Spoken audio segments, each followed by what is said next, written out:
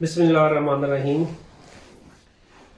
आज की इस वीडियो में मैं जो बात करना चाह रहा हूँ वो कुछ टिप्स आपको देना चाह रहा हूँ उन लोगों को जो स्वीडन में आना चाहते हैं। उनको स्वीडन में आने से पहले क्या करना चाहिए और स्वीडन में आने के बाद किस स्टेप्स पे क्या क्या काम करना चाहिए उनको।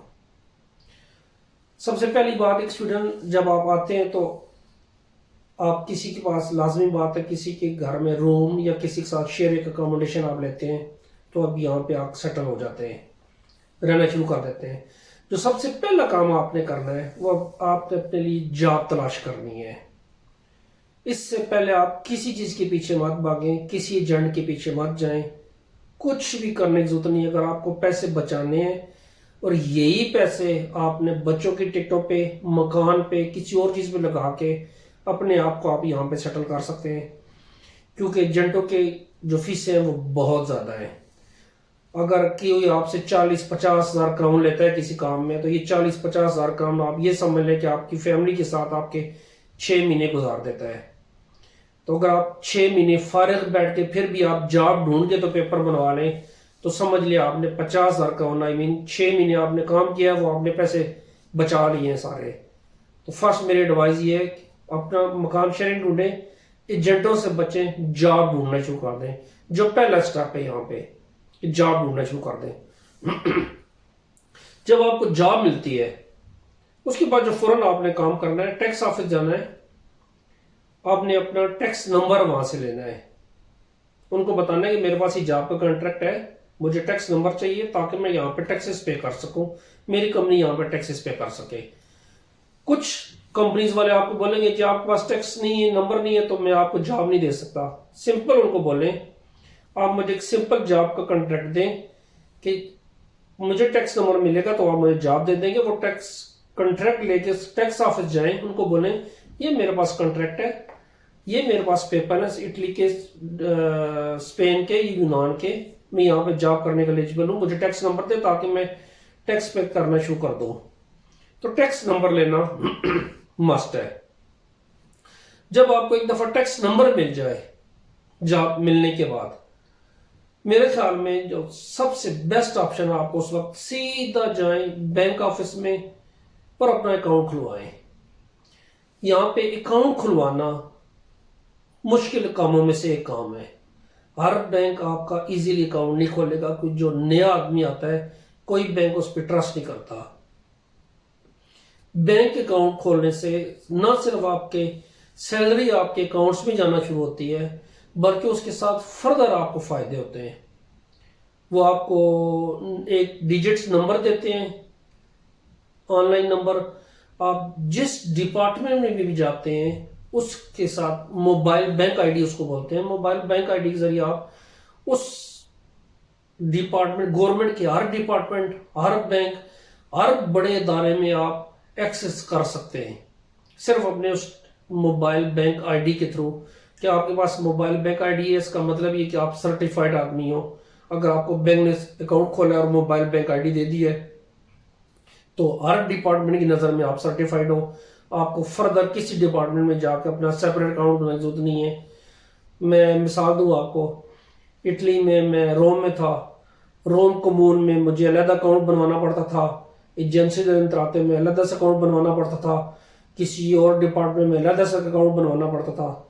यहाँ पे सिंपली जो बैंक आपको एक आईडी देता है, वो आईडी आपको पुलिस में, आपको टैक्स डिपार्टमेंट में, आपको बैंक अकाउंट में, आपको किसी भी डिपार्टमेंट में, गवर्नमेंट के डिपार्टमेंट में भी आपको कुछ बनाने की जरूरत नहीं। आप सिंपल मोबाइल बैंक आईडी के थ्रू आप उस एक अकाउंट आपका ऑटोमेटिकली आप उसमें जाकर अपनी हर चीज चेक कर सकते हैं कि आपका क्या चल रहा है खाता, क्या नहीं चल रहा है उसमें आके। तो बैंक अकाउंट, और उसके बाद बैंक अकाउंट खोलने के बाद फौरन को बोले कि जी आपको मोबाइल बैंक आईडी भी दे दी जाए। मोबाइल बैंक आईडी लेने के बाद जो आप, मेरे ख्याल में जो तीसरा चौथा सबसे अहम काम है, वो आपने जॉब की इंश्योरेंस करवानी है। आकासा उसको बोलते हैं यहाँ पे। तकरीबन 100 से लेके 130 क्राउन पर मंथ उसकी फीस होती है, 10 या 13 यूरो। वो आपकी जॉब की इंश्योरेंस होती है। अगर खुदा न खास्ता आपकी जॉब चली जाए तो वो इंश्योरेंस कंपनी आपको 1 साल तक 80% तक सैलरी मैक्सिमम आपको घर बैठे देती है। कि आप फारिग बैठे हुए हैं तो ये आपको 1 साल तक 80% आपको सैलरी आकाशा वाले देते हैं। ये इंश्योरेंस करानी पहले दिन से आपने इंश्योरेंस करवानी है। ये बहुत इंपॉर्टेंट चीज़ है यहाँ पे। जब आप बैंक अकाउंट खोल के आप पास बैंक आईडी आ गया तो यहाँ पे आपने अपने लिए एक मकान तलाश करना शुरू कर देना है। स्वीडन में हर काम बहुत मुश्किल है। बैंक अकाउंट खुलवाना मुश्किल है, आईडी कार्ड टैक्स ऑफिस से बनवाना मुश्किल है, उसके बाद मकान ढूंढना उनसे भी ज़्यादा मुश्किल है। अगर आप मकान लेते हैं तो उसमें 2-3 तरीके हैं। एक तो ये है कि आपके किसी दोस्त को किसी कंपनी ने मकान दिया हुआ तो आपने उससे किराए पे ले लिया, उस दोस्त से, कंपनी से, उस आदमी आपके दोस्त से लिया हुआ तो आपका ये contract mean second hand contract है। ये फर्स्ट हैंड कॉन्ट्रैक्ट नहीं है। फर्स्ट हैंड कॉन्ट्रैक्ट ये है कि आपने किसी कंपनी से डायरेक्ट आपने मकान लिया है। स्वीडन के अंदर एक बाकी यूरोप से डिफरेंट चीज इस तरह है कि यहाँ पे प्राइवेट कंपनीज हैं और गवर्नमेंट की कम्यून सिस्टम भी है कि वो अपने मकान बनाते हैं, लोगों को किराए पे देते हैं। अब लोगों को किराए पे देने के लिए पूरे स्वीडन में एक पोर्टाल सिस्टम बना हुआ है। उस सिस्टम में आप अपने आप को रजिस्टर करवाएं तो आप एक क्यू में आ जाएंगे। उस क्यू में आपको सीनियरिटी के हिसाब से आप जहां पे अप्लाई करना चाहे मकान आपको वहां पे मिल जाता है।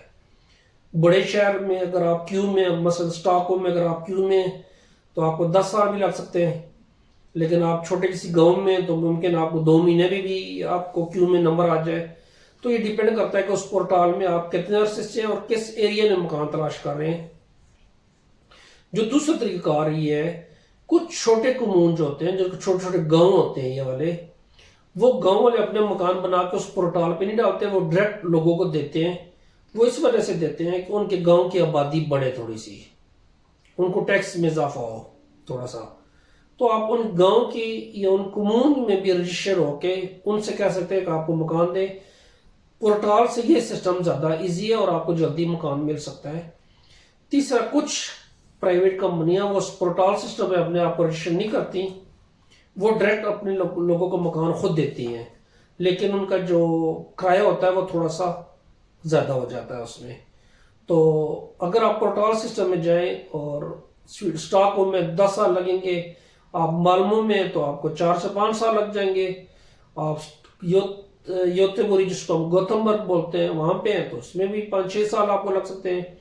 किसी गांव में आप लेंगे तो मुमकिन एक दिन रजिस्टर हो, आपको 1 महीने बाद आपको मकान मिल जाए।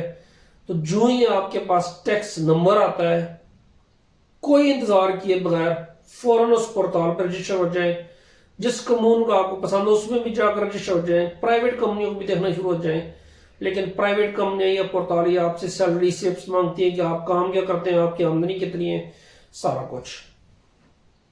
एक दफा आपके मकान के लिए आपने अप्लाई कर दी और आप वेट कर रहे हैं, जॉब कर रहे हैं, तो शाम के टाइम पे आप स्वीडिश लैंग्वेज स्कूल में दाखिला मस्त लें।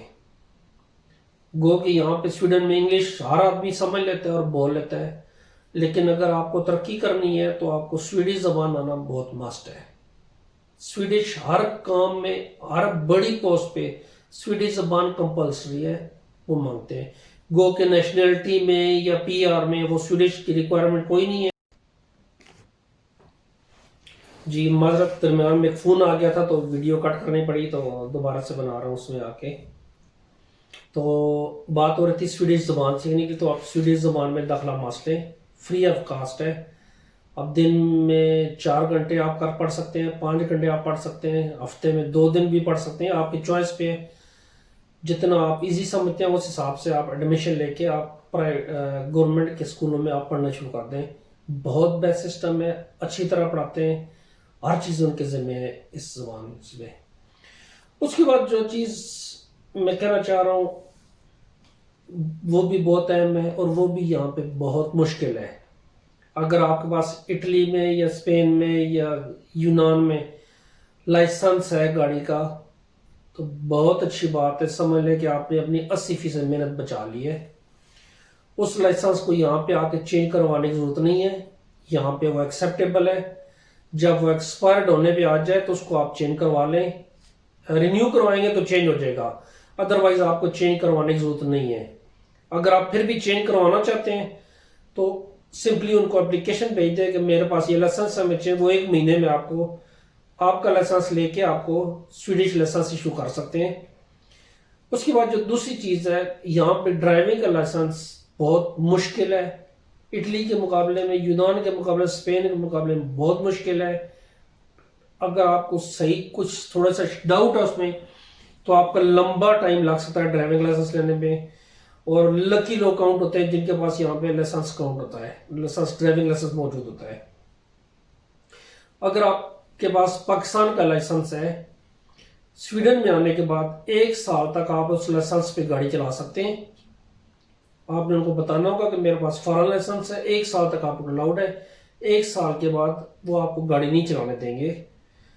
आप ये नहीं कह सकते कि मैं गाड़ी चला रहा हूँ, पुलिस को पता नहीं है। पुलिस को इस चीज़ का पता होता है। जब आप अप्लाई करते हैं परमिशन के लिए तो उनको गाड़ी के नंबर से, पुलिस की गाड़ियों के अंदर कैमरे लगे होते हैं, वो गाड़ी के नंबर को डिटेक्ट करके उनको पता चल जाता है कि इसके पास लाइसेंस एक्सपायर्ड है, कौन चला रहा है, कौन नहीं चला रहा। उनको हर चीज़ की मालूमात ऑटोमेटिकली पुलिस की गाड़ी में कंप्यूटर उनको बताता रहता है जो गाड़ियां पास से गुजरी होती हैं उनकी। उसके अलावा जापान और स्विट्जरलैंड के जो लाइसेंस है वो भी यहाँ पे एक्सेप्टेबल है। पूरी यूरोपीय यूनियन के लाइसेंस यहाँ पे एक्सेप्टेबल है। तो यहाँ पे आप उनके बेस पे गाड़ियाँ चला सकते हैं। ये कुछ टिप्स थी। जब आप स्वीडन में आए तो अपनी लाइफ को इस तरह मैनेज करें जाके। तो मैंने आपको सारी चीज़ें डिटेल से बता दी हैं। तो इंशाल्लाह ज़िंदगी रही तो नेक्स्ट वीडियो में आपसे मुलाकात करूँगा इंशाल्लाह जी। अल्लाह हाफिज़, थैंक यू।